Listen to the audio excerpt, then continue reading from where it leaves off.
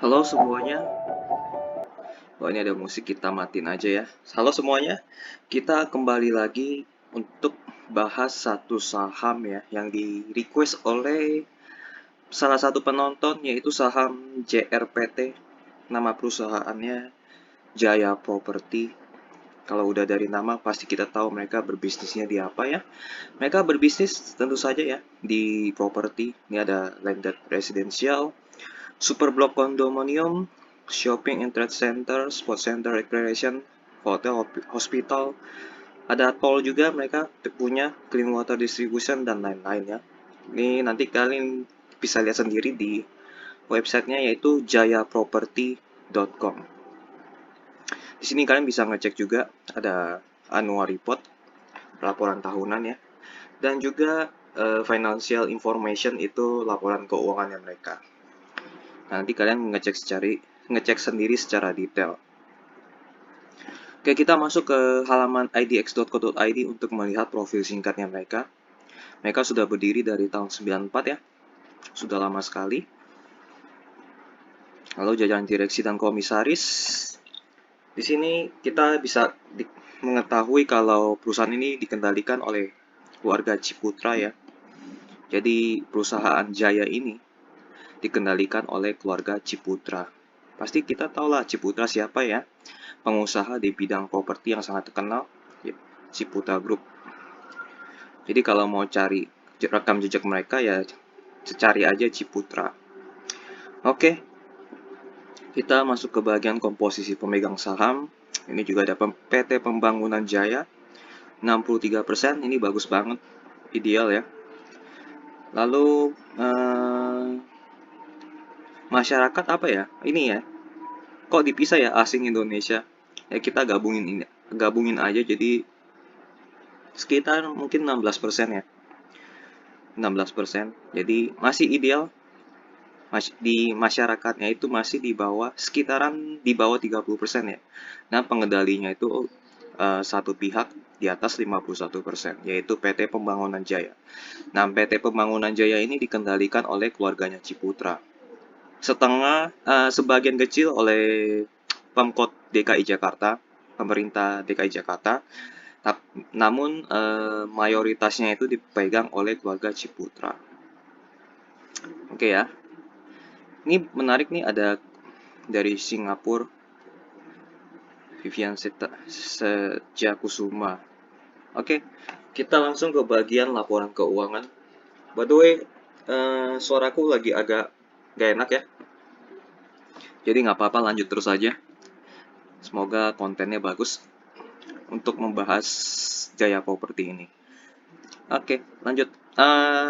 Kita lihat di bagian aset lancarnya aja ya. Total aset lancar mereka ada, ini semua dikali 1000 ya, karena disajikan dalam ribuan rupiah. Jadi total aset lancar mereka itu 3,4 triliun.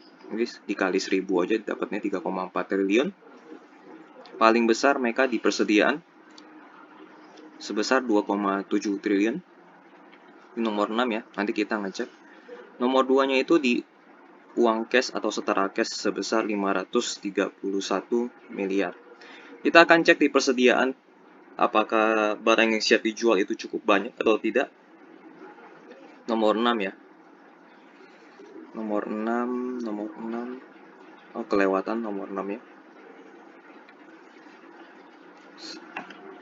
Nomor 9 ini. Kita cari nomor 6. Apakah yang barang, ini dia, ketemu.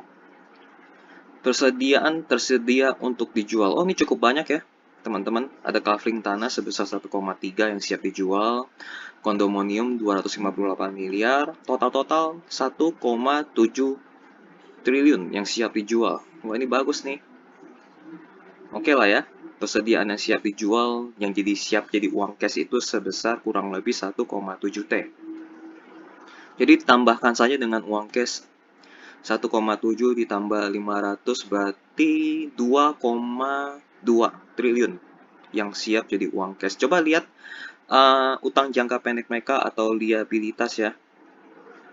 Ini liabilitas jangka pendek mereka itu 3,4 triliun, tapi kita pecah dulu. Ini di bagian paling besarnya itu di bagian uang muka penjualan. Nah, ini bukan bayar pakai uang ya. Ini mereka ini bayar pakai properti. Jadi customer DP masuk ke sini nih. Jadi ini 2,8 triliun ini DP-nya customer. Nah, mereka harus bayar dalam bentuk properti gitu. Jadi ini bukan bayar dalam bentuk uang. Jadi ini tinggal dikurang 2,8 T aja sih. 3,4 dikurang 2,8 berarti jadinya dapatnya 6 ya. 600 miliar. Ya 600 miliar. Jadi yang utang yang harus dibayar pakai uang cash itu hanya 600 miliar. Sementara tadi kita hitung yang siap dijual itu 2,2 T ya. Ya 2,2 T. Jadi utang jangka pendek mereka yang sifatnya uang cash yang harus dibayar itu bisa dibayar karena hanya 600 miliar aja. Jadi total liabilitas ya, ini bisa dibayar semuanya yang jangka pendek. Bisa dibayar oleh uang cash digabung dengan aset yang siap dijual. Artinya bagus. Oke, kita masuk ke bagian utang jangka panjang mereka ya. Utang jangka panjang, ini dia. Hanya kecil ya, hanya 237 miliar. Jadi masih banyak sisa uang. Masih bisa ditutup oleh ini persediaan mereka kalau misalnya mereka berhasil menjual. Jadi secara utang mereka aman. Oke ya, aman ya dari utang. Kita lihat di sisi laba rugi ya. Ini kita bilang laporan laba rugi dan penghasilan. Ini omsetnya nggak gerak kemana-mana, justru turun tipis. Menariknya beban pokok penjualan turun ya, karena di tahun 2001 ke 2022 bahan bangunan katanya naik. Nggak tahu naiknya sampai kapan ya. Semoga semua bahan bangunan itu turun ya. Akhirnya tidak membebani perusahaan properti. Di sini ada penghasilan lain nih. Ada 7 miliar, sebelumnya 18 miliar. Tapi di tahun sebelumnya ini sampai ratusan miliar. Hingga membuat laba bersih mereka cukup tinggi. Ini laba tahun berjalan atau nama lainnya laba bersih ya. Turun tipis. Sesuai dengan kinerjanya. Omset juga turun tipis, jadi nggak banyak perubahan. Meskipun turun, tetap mereka menghasilkan laba. Kita lihat dari sisi arus kas ya. Ya, positif juga nih. Uang masuk 697 miliar, uang masuk 802 miliar. Selalu positif uang cash mereka. Ada utang tambahan? Nggak ada ya, justru ada pembayaran utang, bukannya bertambah. Oke, itu artinya bagus. Dari laporan laba rugi kurang menarik, namun mereka menariknya itu marginnya cukup tinggi ya, margin laba kotornya. Enak banget perusahaan properti. Sama utang mereka juga kecil, aman. Arus kas mereka juga selalu positif. Itu yang baik dari mereka. Oke, kita lihat ke bagian kinerja tahunan mereka. Jadi ini aku ambil dari websitenya mereka ya. Diambil dari ini nih, annual report. Bisa dari annual report atau financial information. Bisa dua itu. Kalau kita lihat dari sisi omset, mereka nggak gerak kemana-mana. Selalu di angka 2 triliun. Lalu di laba bersih mereka sempat naik lalu turun lagi. Ini yang kenapa mereka bisa sampai 1 triliun karena ada penghasilan lain yang seperti aku bilang. Penghasilan lainnya itu sampai ratusan miliar, bahkan 200 miliar ada. Ini karena penghasilan lain nih, dari tahun 2016 sampai 2020 ketolong karena penghasilan lain. Tapi kalau misalnya penghasilan normal dia di bagian jualan properti, sebenarnya kisarannya itu antara 700 sampai 800. Nah, ini kinerja tanpa penghasilan lain ini. Di 2015 tanpa penghasilan lain, 2021 sampai 2022 tanpa penghasilan lain. Jadi penghasilan lainnya turun ini. Ya. Dari sisi kinerja, ekuitas tentu saja akan naik terus selama mereka menghasilkan laba bersih. Jadi kalau mereka setiap tahun selalu menghasilkan laba bersih, ini ekuitas akan selalu naik. Tapi pertumbuhan ekuitas akan lambat ya, karena omsetnya mereka gitu-gitu aja. Otomatis laba bersih mereka akan gitu-gitu aja dan ekuitas mereka naiknya akan pelan. Gitu. Arus kas positif banget. Jadi kinerja tahunan mereka oke ya. Tahunan oke ya, positif. Tapi pertumbuhan ekuitas akan pelan karena omset tidak bertumbuh. Oke ya. Di harga terakhir 488 mereka menghasilkan PE ratio 8,05 kali, PVBR 0,82 kali, dan dividend yield mereka 4%, lumayan di atas 3%, di atas deposito ya. Ini aku anggap harganya itu murah karena PBB-nya di bawah 1 kali, PE ratio mereka masih di bawah 10 kali, dan dividend yield mereka di atas deposito bank. Ini artinya murah ya di harga 488. Dan kita masuk ke bagian presentasi mereka ya. Oke, ini presentasi mereka cukup sederhana filenya. Struktur kepemilikan saham ya. Per 31 Desember 2021 ini ada Pemda DKI Jakarta. Swasta yang mayoritas, jadi Ciputra lah yang mengendalikan perusahaan ini ya. Lewat PT Pembangunan Jaya, lalu PT Jaya Properti. Ini Ciputra nih, dari keluarga Ciputra. Dan ini anak usaha ya. Oh enggak, portfolio, artinya produk-produknya mereka. Ini ada yang bergabung dengan orang lain juga. Property investment, property development. Kalian nanti bisa capture atau mungkin bisa download di ini halaman IDX ya, di bagian keterbukaan informasi. Penjualan produk kita lihat ya, dari 2017 sampai 2021 ada penurunan ya. Ini penjualan kuartal 3 apa 1 tahun penuh? 1 tahun penuh ya kayaknya ya. Menurun ya. Kayak ada tren penurunan. Ini penjualan mereka dari 2017 sampai 2001. Landed Bintaro, landed non Bintaro, kondominium, Bintaro Jaya. Jadi mereka sedang mengembangkan ini Bintaro Jaya, ini project Bintaro Jaya yang sedang mereka kembangkan. Ini harganya 37 sampai 4,7. Ini project mereka juga yang sedang mereka kembangkan. Ini juga sama. Nggak tahu udah jadi apa belum nih. Ini kas keras ya, include PPN, kondominium, pendapatan perumahan dan kondominium, retail property. Ini retail property mereka turun ya okupansinya ya. Dari 90% ke atas turun ke sekitar 70 sampai 80. Ada kayak seperti penurunan. Ini kita lihat grafiknya juga ada penurunan. Pendapatan retail property kita lihat turun ya. Performa keuangan kita lewatin aja. Udah itu aja. Mereka lebih presentasi ke profile dan keuangan mereka aja. Tidak ada rencana strategi dan bagaimanapun. Kita lihat ke sesi tanya jawab mereka ya. Berapa target penjualan perseroan pada tahun 2022? Target penjualan perseroan pada tahun 2022 adalah tumbuh sekitar 5-10%. Ini targetnya mereka ya. Ini mereka lakukan di Juni 2022. Tapi sepertinya akan sulit karena di kuartal 3 saja mereka belum melebihi dari tahun 2021 ya, kuartal 3 tahun 2021. Ini tidak melebihi ya, bahkan justru turun.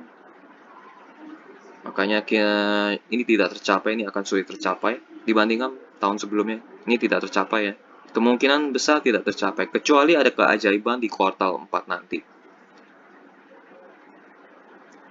Nanti mereka kalau jelasin di kuartal 4 akan tercapai itu lebih bagus, tapi kalau nggak dijelasin ya kemungkinan agak lumayan sulit. Bagaimana progres penjualan perseroan sampai dengan saat ini? Dengan kuartal 1 ada sebesar 471, ini kita lewatin aja. Dengan komposisi perumahan Bintaro 54%, oke lewatin aja. Kami memasarkan hunian baru klaster Puri Kanari yang berlokasi di Puri Jaya Pasar Kemis. Oke, lewatin aja. Apakah ekspansi proyek yang dilakukan perseroan di tahun 2022? Pembangunan proyek Bintaro Jaya yang tadi kita lihat di Exchange Mall.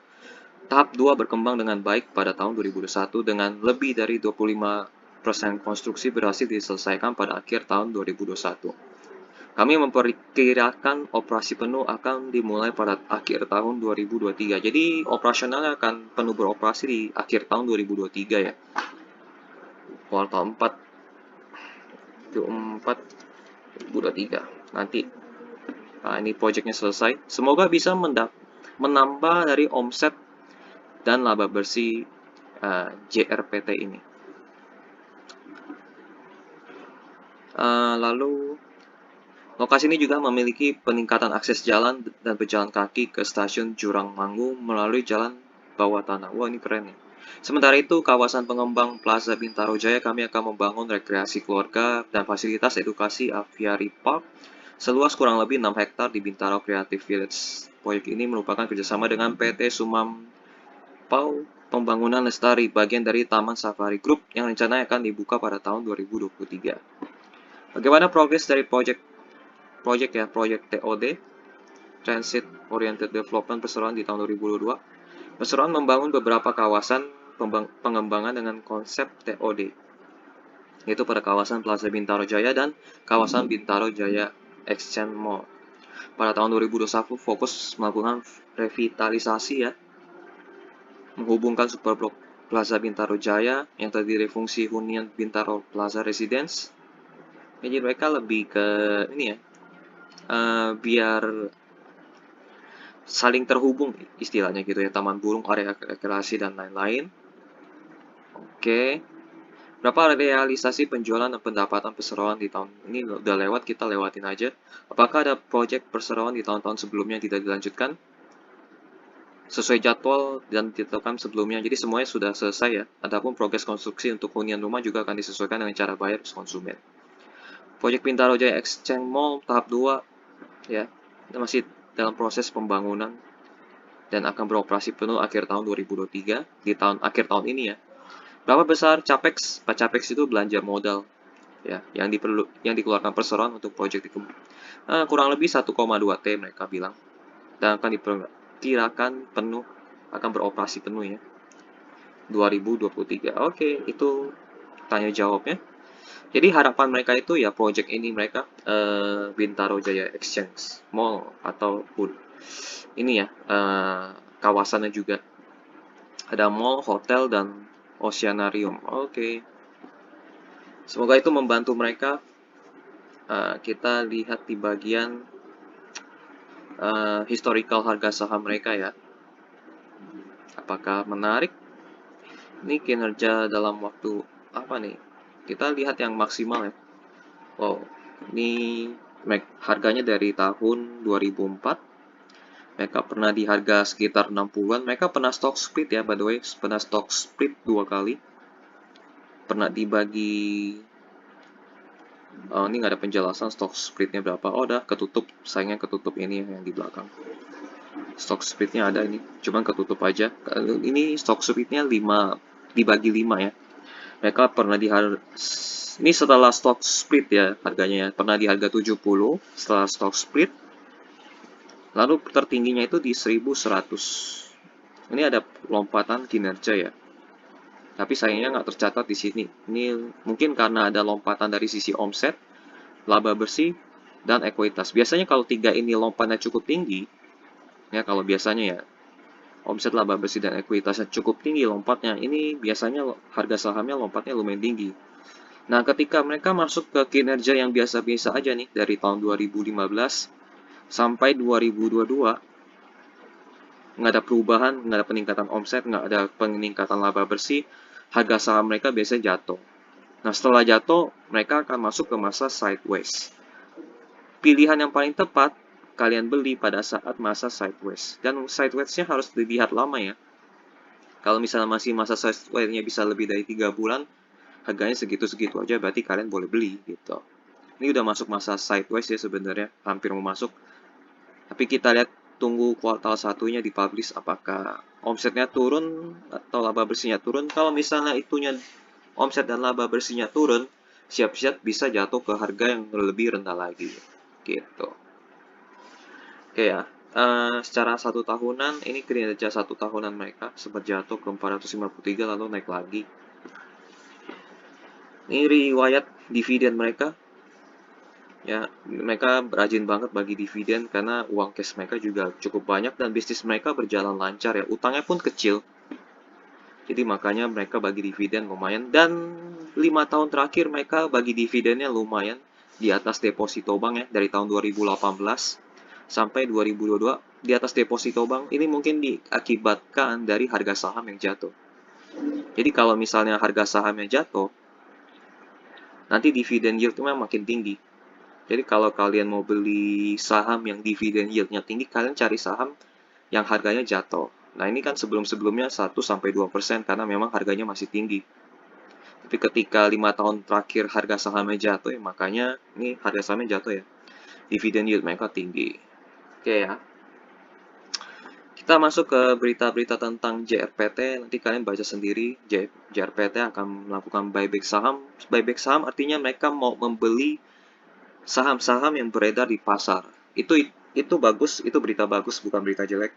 Jadi kalau misalnya saham beredar di masyarakatnya berkurang dan jumlah lembar sahamnya menjadi langka, ini kemungkinan besar terbangnya harganya cukup tinggi. Harga yang naik itu cukup berpotensi tinggi ya. Bahasanya bagaimana ya? Maksudnya harga saham berpotensi naiknya cukup tinggi. Ah, itu yang benar. Jadi kalau misalnya buyback saham itu artinya berita bagus sih, bukan berita jelek. Jadi mereka mau beli, ambil balik saham yang beredar. Kalau semakin jarang kan barangnya semakin bagus, naiknya semakin gampang begitu. Tren permintaan rumah di atas 1M menguat. Ya, menguat ini berita 1 tahun yang lalu. Paling baru ini paling 2 bulan yang lalu nih. Ya, mereka mau melakukan buyback agar saham di masyarakat ini semakin sedikit dan juga mengurangi downtrendnya mereka ya. Kalau secara jangka panjang kan udah kayak downtrend ya. Tapi ketika ada berita buyback, mungkin ini bisa mengurangi downtrendnya mereka gitu. Oke, nanti kalian baca sendiri di kontan.co.id, ketik aja JRPT. Tapi berita terakhir mereka cukup positif. Nah, kita langsung masuk ke sisi kesimpulan ya. Dari sisi prospek, perusahaan masih ada proyek Bintaro Jaya ya, yang mall tadi itu, yang sedang dikembangkan, dan masih banyak proyek-proyek yang mereka siap dijual ya. Nomor 6, kita cari dulu ya, ini masih jauh, ini masih nomor 2 W. Kita cari nomor 6. Oh, yang kelewatan. Ini dia. Nah, persediaan ini yang masih ada Calvin tanah yang siap dijual, kondominium, unit bangunan lain, dan lain-lain. Tanah yang sedang dikembangkan juga ada nih. Jadi prospek mereka masih cerah, apalagi kalau mereka lagi mengincar lahan baru yang ingin dikembangkan. Uang cash mereka pun juga nggak kecil ya, lumayan banyak. Di atas 200 miliar bahkan ya. 500 miliar sana udah cukup untuk membangun kawasan ya, properti ya. Ini dia uang cash mereka nih. Ini pun kalau misalnya berhasil dijual semua jadi uang cash juga jadinya nanti. Ini prospek mereka masih cerah untuk saat ini ya. Secara keuangan, aset lancar bisa menutupi utang jangka pendek. Jadi dan juga utang jangka panjang tentunya. Jadi dari sisi utang mereka aman banget. Uang cash juga banyak. Tidak ada pertumbuhan omset, kinerja laba secara tahunan selalu positif dari tahun 2015. Ekuitas terus bertumbuh. Jadi secara dari sisi omset mereka nggak bertumbuh ya. Laba bersih juga nggak bertumbuh karena ngikutin omset yang segitu-gitu aja. Karena mereka selalu menghasilkan laba bersih, ekuitas mereka terus bertumbuh. Jadi makin lama mungkin PVBR mereka makin rendah. Kalau misalnya harganya segitu-segitu aja dan ekuitasnya makin banyak. Valuasi murah ya, karena dividen yieldnya tinggi, PVBR-nya di bawah 1, P/E ratio mereka di bawah 10, itu aku anggap murah. Dividen yield 5 tahun terakhir di atas 3% itu oke banget. Yang penting di atas deposito bank itu udah oke. Layak investasi. Nah, sebelum itu ini ada space iklan untuk kalian yang pengen pasang iklan ya. Jadi kalau misalnya ada kalian bisnis kecil, bisnis baru, ingin pasang iklan ke penonton yang dengan budget pas-pasan, boleh pasang di sini. Nanti space-nya di sini nih. Seperti video ini. Oke, lanjut lagi investasi untuk jangka panjang boleh ya. Karena dividen 5 tahun terakhir ini selalu di atas 3% karena memang harga sahamnya sedang jatuh ke valuasi yang murah. Tapi ada syarat, tunggu laporan keuangan kuartal satunya yang 2000 tahun ini ya, 2023 dipublish. Tunggu dulu ya. Kalau omset dan labanya turun, harga kemungkinan bisa turun. Kalau omsetnya turun ya. Saat harga sahamnya turun, kalian tunggu sampai sideways aja baru kalian beli. Tapi kalau misalnya omset dan labanya naik, kalian langsung beli aja gitu. Jadi ini semua tunggu laporan keuangan kuartal satunya mereka. Kalau misalnya omset turun, kalian tunggu sampai mereka turun sampai ke dasar mana kita tak tahu, mungkin supportnya itu di 452 ya. Kalau omsetnya turun, lalu mereka harus masuk masa sideways dulu. Ini masa sideways. Jadi kayak seperti ini ya. Ini turun. Ya ini aku bilang turun, lalu naik. Lalu ini berkutat di angka 400 dalam waktu yang cukup lama, berbulan-bulan, baru kalian beli. Ini masa sideways. Jadi kalian tunggu dulu di kuartal satunya mereka di 2023. Kalau turun, jangan beli dulu. Tunggu masa sideways datang, baru kalian beli. Sideways artinya harganya segitu-gitu aja selama berbulan-bulan. Tapi kalau omsetnya dan labanya naik, langsung beli aja, nggak usah tunggu. Untuk jangka pendek, tunggu kuartal 1 ya. Dipublish jika ada peningkatan omset dan laba bersih, boleh langsung masuk. Penutup, selalu ingat taking profit atau jual untung jika dirasa keuntungannya sudah cukup ya secara kalian pribadi. Jadi kalian beli terus kalian diamkan dalam jangka waktu, sebenarnya untungnya juga udah lumayan. Saranku ya memang harus di taking profit, jangan dibiarkan gitu ya. Ini untuk jangka panjang dan untuk jangka pendek sama gitu. Misalnya jangka panjang kalian itu targetnya untungnya 100%, contoh kan. Selalu pasang target panjang. Selalu pasang target harga untuk dijual. Misalnya kalian 5 tahun investasinya, target jualnya untung 300%, misalnya kan gitu. Ya udah, pas mereka untung 300%, ingat taking profit. Untuk perusahaan tertentu ya, gitu. Tapi kalau misalnya ada perusahaan yang dirasa memang dia cukup oke ya, sampai 20 tahun kemudian, ya kalian boleh simpan. Tapi kalau untuk misalnya kayak Jaya Real Property, mereka ada masa-masa di mana seperti ini contohnya ya, bisa terbang tinggi lalu bisa turun lagi. Nah, ini dia. Jadi kalau kalian rasa udah cukup untung untuk jangka panjang dan jangka pendek ya, jangka panjang dan jangka pendek, kalau masih kalian udah merasa untung, ya udah selalu ingat untuk taking profit atau jual untung. Gitu sih. Oke, sekian untuk analisa saham JRPT atau Jaya Real Property. Kalau misalnya ada informasi yang salah, boleh koreksi. Kalau misal ada tambahan informasi, boleh tulis di kolom komentar ya. Kalau mau request saham lain juga boleh tulis aja di kolom komentar. Sampai jumpa di video analisa saham lainnya ya. Bye-bye.